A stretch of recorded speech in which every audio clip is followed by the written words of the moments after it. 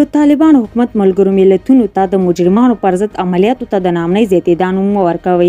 په افغانستان کې د طالبانو حکومت د ملګرو ملتونو هغه ریپورت ته غبرګون ښکاره کړی چې پکې راغلي په دغه هیواد کې امنیتي پیښې زیاتې شوي دي. خو د طالبانو حکومت وایي ناامني نه ده ډیره شوې، بلکې د نشه یي توکو قاچاقیانو او نورو جرمونو د مخنیوي په موخه عملیات ډیر کړي دي.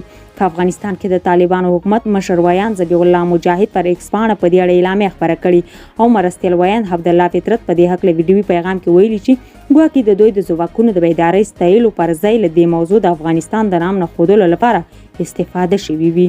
د طالبانو حکومت په خبرپاڼه کې همداراز ځینې شمیرې ورکړي چې پر بنسټ د نشه یي توکو سره د ګړندۍ مبارزې له امله تیر کال کې څه باندې 14,000 قاچاقړونکي نیول شوي او څه باندې 15,000 ټنه نشه یي توکي له منځه وړل شوي. 1200 د مخدره توکو کارخانې ویجاړې شوي او 15,300 هکټاره ځمکه له نشه یي توکو پاکه شوې ده. له ملتیا مو نړۍ مننه، ښه وخت ولرئ.